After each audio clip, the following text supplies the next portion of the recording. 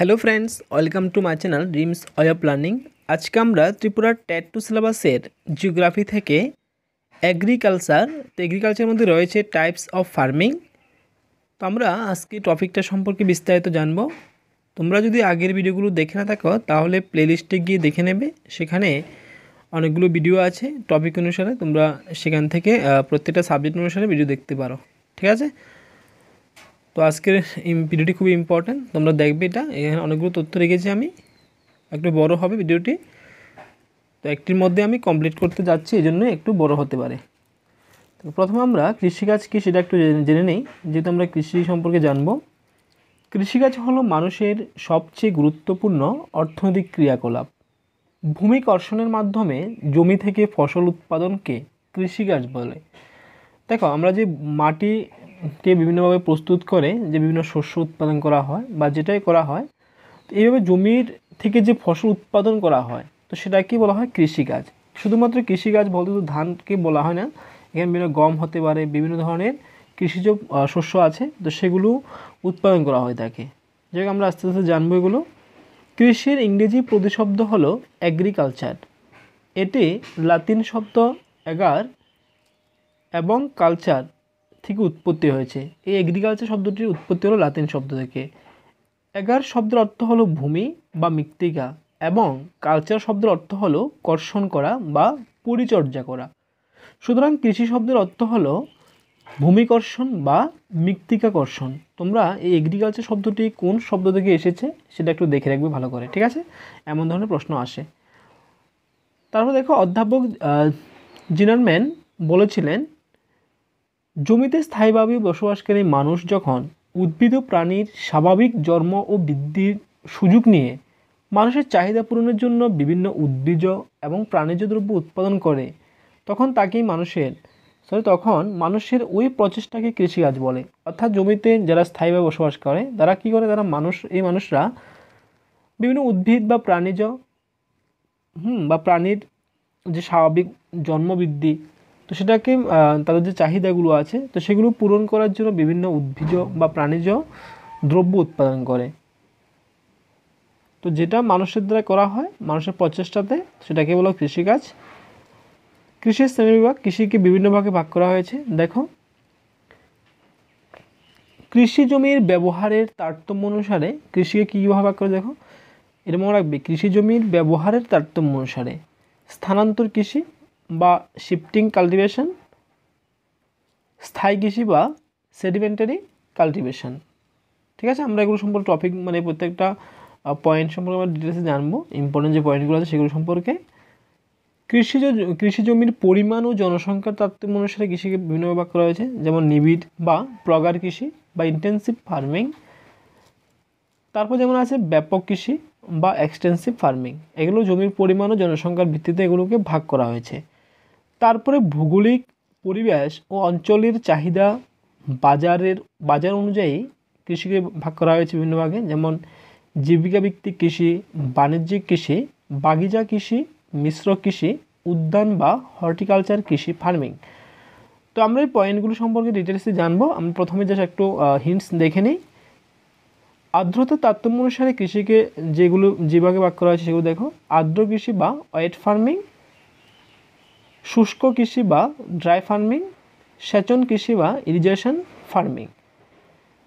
ফসলের সংখ্যা উৎপাদন পদ্ধতির তারতম্য অনুসারে কৃষিকে ভাগ করা হয়েছে কয়েকটি ভাগে। দেখো, এক ফসলে, দু ফসলে কৃষি, বহু ফসলি কৃষি, ইন্টার কালচার বা অন্তঃ কৃষি, শস্যাবর্তন বা চক্র কৃষি। এগুলো হলো ফসলের সংখ্যা বা উৎপাদন পদ্ধতি অনুসারে ভাগ করা হয়েছে। কৃষির মরশুমের তারতম্য অনুসারে বা ঋতুভেদে যে কৃষিগুলোকে ভাগ করা হয়েছে সেটা হলো খারিফ কৃষি, রবি কৃষি আছে এবং জায়েদ কৃষি। তো আমরা এই যে পয়েন্টগুলো এখন যে আমরা সংক্ষেপে ডিসকাস করেছিলাম, তো এগুলো সম্পর্কে এবারে আমরা ডিটেলসে জানবো। দেখো, এখান থেকে আমি যা পড়েছিলাম, যখন প্রিপারেশন নিয়েছি তখন আমি এই ধরনের টপিকগুলো পড়েছিলাম, কৃষি থেকে। তো অনেকে কৃষি থেকে যেমন ধান, পাট, গম বা যেগুলো আছে সেগুলো সম্পর্কে ডিটেলসলি পড়তে হবে না আমার মতে, যেহেতু এখানে টাইপস অফ ফার্মিং দেওয়া আছে, ঠিক আছে। তো সেহেতু আমার মতে এই যে টপিক, যে কৃষির যে ধরনগুলো আছে, তো সেগুলো সম্পর্কে ডিটেলসলি জানতে হবে। তো আমাদের শুধু শুধু বাড়তি পড়ে লাভ হবে না। যেমন অনেকে কী হচ্ছে, অনেকে গম সম্পর্কে পুরো ডিটেলস পড়ে ফেলেছে, বা রাবার সম্পর্কে বা পাট সম্পর্কে। আমার মতে সেগুলো পড়তে হবে না। আগের সিলেবাসে কিন্তু ডিফারেন্স ছিল, মানে কৃষি উৎপাদক মানে ধান উৎপাদক অঞ্চলগুলো বা গম উৎপাদক অঞ্চলগুলো সম্পর্কে সেগুলো আগে ছিল, কিন্তু আমার মতে এখনের যে সিলেবাসটা আছে সেখানে এই টপিকগুলো কমিয়ে দেওয়া হয়েছে। তো সেই জন্য আমি যতটুকু দরকার বা আমি যতটুকু পড়েছি সেই অনুসারে তোমাদেরকে দিচ্ছি আমি, তোমরা যেটা নোট করে রাখতে পারো। তারপর প্রথমে দেখিনি স্থানান্তর কৃষি বা শিফটিং কাল্টিভেশন। তো স্থানান্তর বলতে আমরা বুঝতে পারি মানে এক স্থান থেকে অন্য স্থানে গিয়ে যে কৃষি উৎপাদন করা হয়ে থাকে সেটা। দেখো, স্থানান্তর কৃষিকে জুম চাষ বা আদিম জীবিকাভিত্তিক কৃষি বলা হয়, খুবই ইম্পর্ট্যান্ট। তাহলে জুম চাষ বা আদিম জীবিকাভিত্তিক কৃষি কাকে বলা হয়? স্থানান্তর কৃষিকে, অর্থাৎ শিফটিং কাল্টিভেশনকে। এই কৃষি পদ্ধতিতে জঙ্গল পুড়িয়ে কৃষি জমি প্রস্তুত করা হয় এবং সেই কৃষি জমির উর্বরতা হ্রাস পেলে মানুষ কৃষিকাজের জন্য আবার অন্য স্থানে গমন করে, তাই এই কৃষি পদ্ধতিকে স্থানান্তর কৃষি বলা হয়। মনে করে একটা জায়গাতে সেখানে 1-2 বছর কৃষি মানে চাষ করা হয়েছে, তারপরে যখন সেখানকার যখন জমির উর্বরতা কমে যায় তখন কি করে মানুষরা অন্য স্থানে চলে যায়, সেখানে গিয়ে আবার উৎপাদন করে। যেমন আমরা যেমন ত্রিপুরাতে বলো যে আমরা দেখি যে জুম চাষ করা হয়, একটা মনে করো টিলা বলো, সেখানে জুম চাষ করা হয় কয়েক বছর 2-1 বছর করার পরে সেখানে যখন উর্বরতা কমে যায় আরেকটা জায়গাতে চলে যায়। তো সেখানে কী করা হয়, মাটিগুলো খুঁড়ে সেখানে মাটি খুঁড়ে বা সেখানকার জঙ্গলগুলো বা গাছগুলো পুড়িয়ে তারপর সেখানে উৎপাদন করা হয়ে থাকে। তো যেহেতু এটা এক স্থান থেকে অন্য স্থানে গিয়ে উৎপাদন করা হয়, তো তাই এটাকে স্থানান্তর কৃষি বলা হয়। দেখো, এই ধরনের কৃষি উত্তর পূর্ব রাজ্য আসাম, মেঘালয়, মিজোরাম, ত্রিপুরা ও নাগাল্যান্ডে জুম চাষ নামে পরিচিত, খুবই ইম্পর্টেন্ট। তাহলে স্থানান্তর কৃষি জুম চাষ নামে কোথায় পরিচিত? যেমন আছে আসামে, মেঘালয়, মিজোরাম, ত্রিপুরা ও নাগাল্যান্ড। তারপর দেখো, এই যে জুম চাষ, এই যে স্থানান্তর কৃষিকে কিন্তু কেরলে বলা হয় প্রণম বলা হয় কেরলে, মণিপুরে পালমো, ছত্তিশগড় ও আন্দামান ও নিকোবর দ্বীপপুঞ্জে একে দীপা বলা হয়। মানে স্থানান্তর কৃষির মানে বিভিন্ন অঞ্চলে বিভিন্ন নাম রেখেছে। আমাদের ত্রিপুরাতে বলা হয় জুম চাষ, ঠিক আছে। আর যেমন কেরলে প্রণম, মণিপুরে পালমো, যেমন আন্দামান নিকোবর দ্বীপপুঞ্জ যেখানে সেখানে দীপা বলা হয়। তো এগুলো তোমরা একটু দেখে রাখবে। এই কৃষি ব্যবস্থাকে ছেদন ও দহন বা স্ল্যাশ অ্যান্ড বার্ন পদ্ধতি বলা হয়, কারণ সেখানে কি করা হয়, বিভিন্ন জঙ্গলগুলো পুড়িয়ে ফেলা হয়, তাই সেজন্য বলা হয় স্ল্যাশ অ্যান্ড বার্ন পদ্ধতি বলা হয়। তাহলে আসতে পারে কোন কৃষি পদ্ধতিকে স্ল্যাশ অ্যান্ড বার্ন পদ্ধতি বলা হয়? স্থানান্তর কৃষি ব্যবস্থাকে। এই কৃষির প্রকৃতি নির্ভর, কারণ প্রকৃতির উপর নির্ভর করে এই কৃষিজ ফসলগুলো উৎপাদন করা হয়ে থাকে, ঠিক আছে। এবার আমরা যে একটা ইম্পর্টেন্ট যে পয়েন্ট, আমি এখানে সবগুলো পয়েন্ট ডিসকাস করছি না, যেগুলো মেনলি ইম্পর্টেন্ট বা যেগুলো জানতে হবে সেগুলোকে আমি করছি, ঠিক আছে। নিবিড় বা প্রগার কৃষি কাকে বলে? একটু খুবই ভালো করে দেখবে, তোমাদের কোশ্চেন তো আসতে পারে এখান থেকে। Intensive subsistence farming. দেখো, নিবিড় মানে কি? পৃথিবীর যে সকল অঞ্চলের ঘনত্ব খুব বেশি, অর্থাৎ জনসংখ্যার পরিমাণ সবচেয়ে বেশি, কৃষিজমির পরিমাণ সীমিত, মানে কৃষিজমির পরিমাণ কম, জনসংখ্যা বেশি, তো সেসব অঞ্চলে অধিক শ্রম মূলধন বিনিয়োগ করে সর্বাধিক ফসল উৎপাদনের চেষ্টা করা হয়। তো তোমরা মনে রাখবে, যে সকল অঞ্চলে জনসংখ্যা বেশি আছে কিন্তু জমির পরিমাণ কম রয়েছে, তো সেখানে মানে অধিক পরিমাণ উৎপাদন করার জন্য কি করা হয়, অধিক পরিমাণে মূলধন বা শ্রম বিনিয়োগ করা হয় যাতে সর্বাধিক ফসল উৎপাদন করা যায়। তো এইকেই নিবিড় বা প্রগার কৃষি বলা হয়। তাহলে মনে রাখবে, যেখানে জমির পরিমাণ কম কিন্তু মানুষের পরিমাণ বেশি জনসংখ্যায়, তো সেখানে যে কৃষি চাষ করা হয় সেটা হলো নিবিড় বা প্রগার কৃষি। এই কৃষি ব্যবস্থায় ছদ্ম বেকারত্ব দেখা যায়। ছদ্ম বেকারত্ব বলতে কি, মনে করো আমরা একটা জমিতে চাষ করবে, সেখানে 3 জন শ্রমিক দিয়ে জমিটা চাষ করা যায়। যখন সেখানে 5 জন শ্রমিককে মানে জমির মধ্যে লাগানো হয় কাজে, তখন 3 জনে সে কাজটা একদিনে করতে পারে, কিন্তু সেখানে 5 জন শ্রমিককে রাখা হয়েছে, তাহলে সে 5 জনে মিলেও কিন্তু মানে একদিনে কাজটা করছে। তাহলে এখানে 3 জনে যে কাজটা একদিনে পারে সেখানে 5 জনে একদিনে কাজটা করছে। তাহলে এখানে 2 জন যে শ্রমিক বাড়তি আছে, তো তাদের তো কোনো উৎপাদন মানে আয় কোনো কিছু নেই, তো সেটাকে বলা ছদ্ম বেকারত্ব, ঠিক আছে। এই কৃষিতে খাদ্যশস্য হিসাবে ধানের সঙ্গে গমের চাষ করা হয়, মনে রাখবে কিন্তু এই যে মানে নিবিড় কৃষি বা প্রগার কৃষিতে। এছাড়া ইক্ষু, যব, বার্লি, শালগম, তৈলবীজ চাষ করা হয়। তারপর দেখো ব্যাপক বাণিজ্যিক কৃষি, দেখো বা এক্সটেন্সিভ কমার্শিয়াল কাল্টিভেশন। বাণিজ্যিক বা ব্যাপক বলতে কি বোঝা যায় দেখো, পৃথিবীর যে সকল দেশের জনসংখ্যার তুলনায় কৃষিজ জমির পরিমাণ বেশি, সেসব দেশের কতিপয় অত্যাধুনিক কৃষি পদ্ধতি এবং অধিক পরিমাণে মূলধন বিনিয়োগ করে অধিক পরিমাণে ফসল উৎপাদন করা হয়, তাকে বলা ব্যাপক কৃষি। তাহলে আমরা দেখতে পাচ্ছি কি যে নিবিড় কৃষির যে মানে উল্টো হলো মানে যে অপোজিট হলো কি ব্যাপক কৃষি, অর্থাৎ যেখানে জনসংখ্যার পরিমাণ কম কিন্তু কৃষিজ জমির পরিমাণ বেশি, তাই সেখানে কী করা হয়, সেখানে অধিক পরিমাণে মূলধন বিনিয়োগ করে সেখানে বিভিন্ন উন্নত যন্ত্রপাতি ব্যবহার করা হয় কৃষিকাজের জন্য, যেহেতু শ্রমিক কম থাকে মানে যাতে বেশি পরিমাণে উৎপাদন করা যায়। তো সেজন্য এটাকে বলা ব্যাপক কৃষি বলা হয়। ঠিক আছে, এই কৃষিকাজে উৎপন্ন ফসলের সিংহভাগ বাজারে বিক্রি বা রপ্তানি করা হয়, কারণ যেহেতু জনসংখ্যা কম তো সেহেতু যেগুলো উৎপাদন করা হয় সেগুলো তো বাজারে বিক্রি করা হবে বা অন্য দেশে রপ্তানি করার জন্যই করা হয়। এই কৃষিতে শ্রমশক্তির অভাবে বেশি সংখ্যক যন্ত্রপাতি ব্যবহার করা হয়, যেহেতু এখানে শ্রমিকের পরিমাণ কম তাই সেখানে বিভিন্ন যন্ত্রপাতির মাধ্যমে সেগুলোকে উৎপাদন করা হয়ে থাকে। তাই এই কৃষিকে আবার যান্ত্রিক কৃষি বলা হয়। খুব ইম্পর্টেন্ট, তাহলে এগুলো পয়েন্টগুলো প্রত্যেকটা টার্মকে তোমরা মনে রাখবে। তো তোমাদের ভিডিওটা কেমন হচ্ছে অবশ্যই তোমরা কমেন্টে জানাবে, আর যদি ভালো লাগে তাহলে লাইক তো করে দেবে। ঠিক আছে, এই কৃষি ব্যবস্থার প্রধান শস্য হলো গম। তাহলে ব্যাপক কৃষির প্রধান কৃষিজ ফসল কোনটি? কৃষিজ ফসল হলো গম। এই কৃষি ব্যবস্থায় আধুনিক যন্ত্রপাতির ব্যবহার করা হয়ে থাকে। ঠিক আছে, এটা মনে রাখবে। বাগিচা কৃষি অর্থাৎ প্ল্যান্টিং ফার্মিং, দেখো কোনো একটি বিশেষ শস্যের আন্তর্জাতিক চাহিদার উপর ভিত্তি করে পরিকাঠামোগত সুযোগ সুবিধার মধ্যে গড়ে ওঠা বৃহদায়তন লাভজনক রপ্তানি নির্ভর কৃষিকে বলা হয় বাগিচা কৃষি। অর্থাৎ মানে আন্তর্জাতিক বলতে কি বিভিন্ন দেশের বা সাথে মানে যে বিক্রির জন্য বা মনে করো একটা দেশের মধ্যে এটা চাহিদা রয়েছে বিভিন্ন দেশের মধ্যে একটা কৃষিজ ফসলের, তো সেটা মানে যে উৎপাদন করা হয় সেজন্য বিক্রির জন্য মানে বৃহদায়তন লাভের জন্য। অর্থাৎ মনে রাখবে আন্তর্জাতিক চাহিদার উপর ভিত্তি করে যে কৃষি ব্যবস্থা গড়ে ওঠে তো সেটা হলো বাগিচা কৃষি। দেখো বাণিজ্যিক কৃষির এক নবতম অবদান বাগিচা কৃষি। তাহলে বাণিজ্যিক কৃষির একটা মানে অবদান হলো বাগিচা কৃষি। দেখো উৎপন্ন ফসলগুলো, দেখো বাগিচা কৃষিতে উৎপন্ন ফসলগুলো হলো চা, কফি, রাবার, কোকো প্রভৃতি। তো আসতে পারে একটি বাগিচা কৃষি মানে ফসলের নাম লেখো। তাহলে এখানে যেগুলো দেখো এগুলো লিখে রাখো। দেখো এই বাগিচাগুলি এস্টেট নামে পরিচিত। ঠিক আছে, কৃষি যে বাগিচা আছে সেগুলো এস্টেট নামে পরিচিত, তাই বাগিচা কৃষিকে এস্টেট কৃষি বলা হয়। খুবই ইম্পর্টেন্ট, তাহলে আসতে পারে এস্টেট কৃষি কাকে বলা হয়? বাগিচা কৃষিকে। উৎকর্ষতা ও দক্ষতা এই কৃষির উল্লেখযোগ্য বৈশিষ্ট্য। মানে খুবই দক্ষতা বা দক্ষযুক্ত বা উৎকর্ষতা রয়েছে এই কৃষির। তারপর দেখো মিশ্র কৃষি বা মিক্সড ফার্মিং।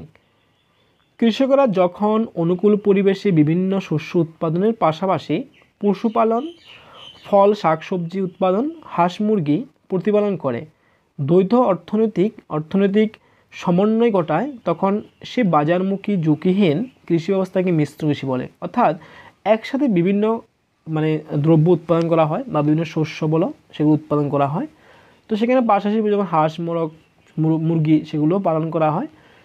এর ফলে কি হয়, তাদের যে মনে করা কোনো ফসল যদি ক্ষতি হয় তাহলে কিন্তু তাদের অন্য দিক দিয়ে তাদের লাভ হয়ে যায়, অর্থাৎ সেখানে ঝুঁকি থাকে না। একটা যদি খারাপ মানে ফসল খারাপ হয়, যে আদার্স আছে যেমন মনে করো শাকসবজি রয়েছে বা পশুপালন রয়েছে বা হাঁস মুরগি রয়েছে, তো সেদিক দিয়ে তাদের মানে যে ক্ষতিটা হয় সেটা পূরণ হয়ে যায়, তাই এটাকে ঝুঁকিহীন কৃষিও বলা হয়। ঠিক আছে, মিশ্র মানে একসাথে অনেকগুলো চাষ করা হয়। যেমন দেখো 3 ধরনের ফসল উৎপাদন করা হয় মিশ্র কৃষির মধ্যে। দেখো যেমন খাদ্য শস্য করা হয়, যেমন ভুট্টা হতে পারে, গম, সোয়াবিন, আলু, মটর, শালগম। অর্থকরী ফসলের মধ্যে যেমন গম, সোয়াবিন, ওট আছে। আর যেমন পশু খাদ্যের মধ্যে বিট, আলফা এগুলো। ঠিক আছে, এগুলো মিশ্র কৃষির যে মানে উৎপাদিত ফসলগুলো।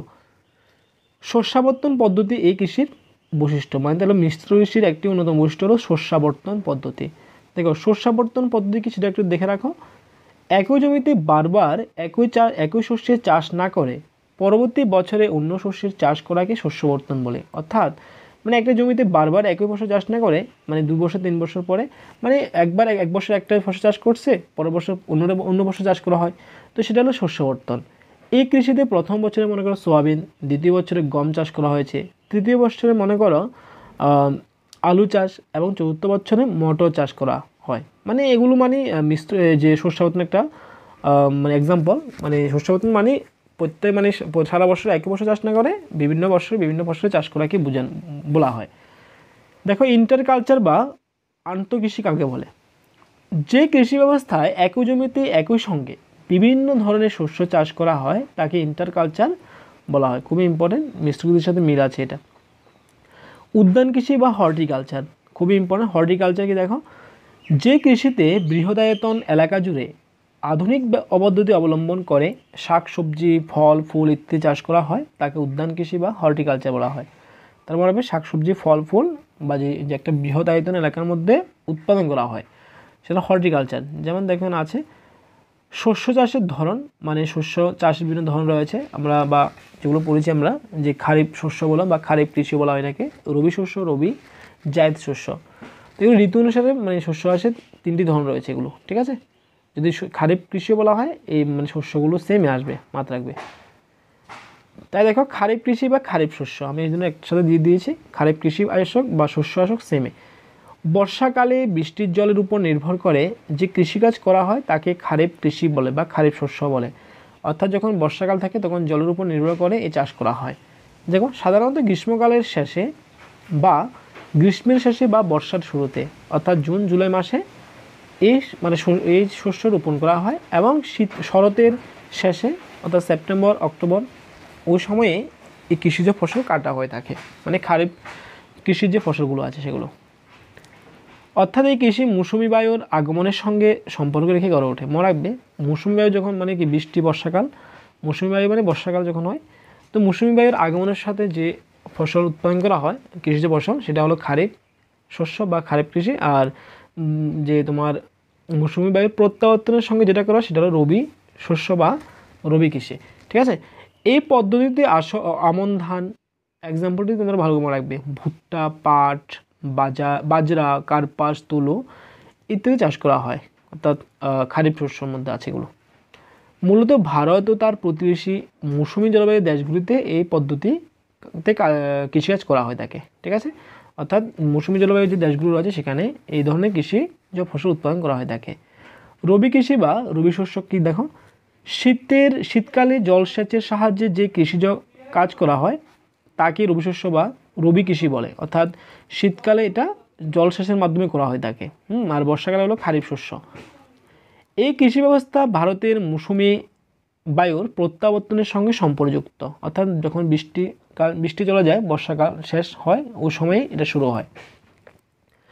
সাধারণত শীতকালে অক্টোবর ডিসেম্বর এই কৃষির চাষ শুরু হয়, মানে শীতকালে অক্টোবর ডিসেম্বর এই মাসের সময়ের মধ্যে এই কৃষি চাষ করা হয় এবং বসন্ত বা গ্রীষ্মকালে এই কৃষির ফসল কাটা হয়ে থাকে, ঠিক আছে। এই পদ্ধতিতে বোরো ধান, তোমরা এক্সাম্পল একটু ভালো করে মনে রাখবে। বোরো ধান আছে যেমন গম, ছোলা, তৈলবীজ, জোয়ার, ছোলা তো আবার দিয়েছি আমি, আলু, মটর, সর্ষে, এগুলো এই রবি শস্যের এক্সাম্পল। জায়দ শস্য কোনটাকে বলা হয় দেখো, অর্থাৎ এই যে খারিফ শস্য ও রবি শস্য এই দুটি ঋতুর মাঝখানে যে সময়টা থাকে, তো সেই সময়ে যে সকল ফসল উৎপাদন করা হয় বা ফলানো হয় তাকে বলা হয় জায়দ শস্য। এই জায়দ শস্য উৎপাদনের জন্য উষ্ণ শুষ্ক আবহাওয়া খুব উপযোগী মনে রাখবে। এই কৃষি ব্যবস্থায় তরমুজ, খরমুজ কি আমি নিজে জানি না, কিন্তু আমি পেয়েছি, এটা অনেক বইতেই পেয়েছি, তো এটা জানলে আমাকে একটু বলবে তোমরা। কুমড়ো, উচ্ছে, শশা ইত্যাদি চাষ করা হয় এই জায়দ শস্যের মধ্যে রয়েছে। তোমরা এক্সাম্পলটা একটু ভালো করে দেখবে, এক্সাম্পলগুলো আসতে পারে পরীক্ষাতে আর সময়টা আসতে পারে। এই কৃষি ব্যবস্থায় যুক্তরাজ্যে বাজার বাগান কৃষি এবং যুক্তরাষ্ট্রে অর্থাৎ মার্কিন যুক্তরাষ্ট্রে বলা হয় ট্রাক ফার্মিং নামে পরিচিত। যুক্তরাষ্ট্র মানে মার্কিন যুক্তরাষ্ট্র, আর যুক্তরাজ্য মানে হলো হয়তো ইউকে, ঠিক আছে, অর্থাৎ ইউনাইটেড কিংডম মানে ইংল্যান্ডে। এবার আমরা কিছু গুরুত্বপূর্ণ তথ্য দেখে নিই এই টপিকটা সম্পর্কে। দেখো ইম্পর্টেন্ট তথ্যগুলো কিন্তু খুবই ইম্পর্টেন্ট, তোমরা এগুলো নোট করবে কিন্তু। ডক্টর নরম্যান আর্নেস্ট বোরলগকে সবুজ বিপ্লবের জনক বলা হয়। তাহলে কাকে সবুজ বিপ্লবের জনক বলা হয়? ডক্টর নরম্যান আর্নেস্ট বোরলগকে। সবুজ বিপ্লব কি দেখো, 1960-এর দশকে উন্নত বীজ, রাসায়নিক সার, কীটনাশক, জলসেচ ইত্যাদির ব্যবহারে কৃষিজ ফসল উৎপাদন অনেকটা বেড়ে যায়। অর্থাৎ উন্নত মানের যে বীজ বলো বা রাসায়নিক সার বা জলসেচের যে পদ্ধতি উন্নত মানের, তো সেগুলোর ফলে কী হয়, কৃষিজ ফসলের উৎপাদন বেড়ে যায়। ভারতে কৃষির এই পরিবর্তনকে সবুজ বিপ্লব বলা হয় বা গ্রিন রেভলিউশন বলা হয়। ঠিক আছে, অর্থাৎ উন্নত মানের যে বীজগুলো আসলো, তো সেই ফলে যে কৃষিজ উৎপাদন পরিমাণ বেড়ে যায়, তো সেটা হলো সবুজ বিপ্লব। ভারতের উত্তর পশ্চিমাংশের পাঞ্জাব, হরিয়ানা, উত্তরপ্রদেশের কিছু অংশে এই সবুজ বিপ্লব সংঘটিত হয়েছিল। মনে রাখবে এই জায়গাগুলো, মনে রাখবে পাঞ্জাব, হরিয়ানা, উত্তরপ্রদেশ। তারপর দেখো 1970 খ্রিস্টাব্দে দুধকে কেন্দ্র করে শ্বেত বিপ্লব বা হোয়াইট রেভলিউশন হয়। তাহলে হোয়াইট রেভলিউশন কাকে কেন্দ্র হয়েছিল? দুধকে কেন্দ্র করে, মনে রাখবে কিন্তু। বার্গেস কুরিয়েনকে ভারতের শ্বেত বিপ্লবের জনক বলা হয়। খুবই ইম্পর্টেন্ট, কাকে ভারতের শ্বেত বিপ্লবের জনক বলা হয়? বার্গেস কুরিয়েনকে। বর্তমানে আমুল ভারতের তথা পৃথিবীর বৃহত্তম দুগ্ধ সংস্থা। আমরা যে বাড়িতে যারা রাখে, অনেকে বাড়িতেই আছে আমুল, সেটা হলো পৃথিবী তথা ভারতের বৃহত্তম দুগ্ধ সংস্থা। খুবই তথ্য সমৃদ্ধি ভিডিও, সরি এটা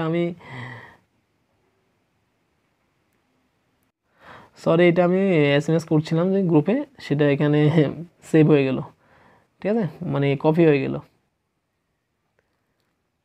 তারপর দেখো ICAR এর পুরো নাম দেখো, Indian council of agricultural research. তোমরা এটা দেখে রাখবে, ঠিক আছে, ইম্পর্টেন্ট আছে। সোনালী তন্তু বলা হয় পাটকে। তাহলে কাকে সোনালী তন্তু বলা হয়? পাটকে সোনালী তন্তু বলা হয়, খুবই ইম্পর্টেন্ট।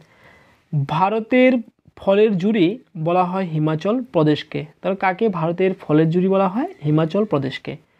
ভূমধ্যসাগরীয় অঞ্চল পৃথিবীর ফলের জুড়ি নামে পরিচিত। তাহলে পৃথিবীর ফলের জুড়ি নামে কে পরিচিত? ভূমধ্যসাগরীয় অঞ্চল। আর ভারতে যদি বলে তাহলে হিমাচল প্রদেশ। ধানকে তৃষ্ণার্ত ফসল বলা হয়। কাকে তৃষ্ণার্ত ফসল বলা হয়? ধানকে। ভারতের প্রধান খাদ্যশস্য হলো ধান। তাহলে ভারতের প্রধান খাদ্যশস্য কি? ধান। ধান উৎপাদনে বিশ্বের প্রথম চীন। খুবই ইম্পর্টেন্ট, মনে রাখবে, চীন হলো প্রথম, ভারত হলো দ্বিতীয়। ধান উৎপাদনে ভারতের প্রথম স্থান অধিকার করেছে পশ্চিমবঙ্গ, খুবই ইম্পর্টেন্ট। গম উৎপাদনে বিশ্বের প্রথম চীন। আমি এগুলো দিয়ে দিয়েছি, তোমরা অনেকেই পড়ছো হয়তো, তো আমি যেহেতু এগুলো বলছি, এখানে প্রথম যে স্থান অধিকারীকারী রাজ্যগুলো বা রাষ্ট্রগুলো আছে সেগুলো একটু জানা রাখা দরকার, তাই এখানে অ্যাড করে দিয়েছি আমি। নাতিশীতোষ্ণ ও উপক্রান্তীয় মণ্ডলের প্রধান খাদ্যশস্য হলো গম, খুবই ইম্পর্টেন্ট। গম উৎপাদনে ভারতের প্রথম স্থান অধিকার করেছে উত্তরপ্রদেশ। ভারতের প্রধান বাগিচা ফসল হলো চা। ঠিক আছে, এগুলো দেখে রাখো। ভারতের ধান গবেষণাগার কেন্দ্রটি রয়েছে উড়িষ্যার কটক শহরে। ভারতের ইক্ষু গবেষণাগার অবস্থিত লখনৌতে। ঠিক আছে, এটা মনে রাখবে। ভারতের সর্বাধিক চা উৎপন্ন হয় আসামে। তার সবচেয়ে বেশি চা কোথায় উৎপন্ন হয়? আসামেতে। পশ্চিমবঙ্গের বর্ধমান জেলাকে ভারতের শস্য ভাণ্ডার বলা হয়। তাহলে ভারতের শস্য ভাণ্ডার কাকে বলা হয়? পশ্চিমবঙ্গের বর্ধমান জেলাকে। চা রপ্তানিতে পৃথিবীতে ভারতের স্থান প্রথম। তাহলে চা রপ্তানিতে পৃথিবীতে ভারতের স্থান কত? প্রথম। দক্ষিণ ভারতের ধ্যান ভাণ্ডার বলা হয় তামিলনাড়ুকে। দারুচিনি দ্বীপ বলা হয় শ্রীলঙ্কাকে, খুবই ইম্পর্টেন্ট। পৃথিবীর রুটির ঝুড়ি বলা হয় লোহিত নদীর অববাহিকাকে। আঙ্গুর ফল চাষকে এক কথায় বলা হয় ভিটিকালচার, খুবই ইম্পর্টেন্ট। তাহলে আঙ্গুর ফল চাষকে এক কথায় কী বলা হয়? ভিটিকালচার। জলপাইয়ের দেশ বলা হয় স্পেনকে। স্ল্যাশ অ্যান্ড বার্ন কৃষি বলা হয় স্থানান্তর কৃষিকে, আমরা এটা পড়েছিলাম। ভারতের সবুজ বিপ্লবের জনক বলা হয় S স্বামীনাথনকে। মনে রাখবে, এটা কিন্তু ভারতের আছে, হ্যাঁ, তোমরা এগুলো কেয়ারফুলি দেখবে। কেঁচো সার প্রস্তুতি হয় ভার্মিকালচার, অর্থাৎ কেঁচো সার প্রস্তুতিকে বলা হয় ভার্মিকালচার। ঠিক আছে, মানে কেঁচোর দ্বারা যে সার উৎপন্ন হয় সেটাকে বলা হয় ভার্মিকালচার। কৃষকের বন্ধু হলো কেঁচো। ফসল উৎপাদনের প্রথম ধাপটি হলো চাষের জমির মাটি প্রস্তুতকরণ।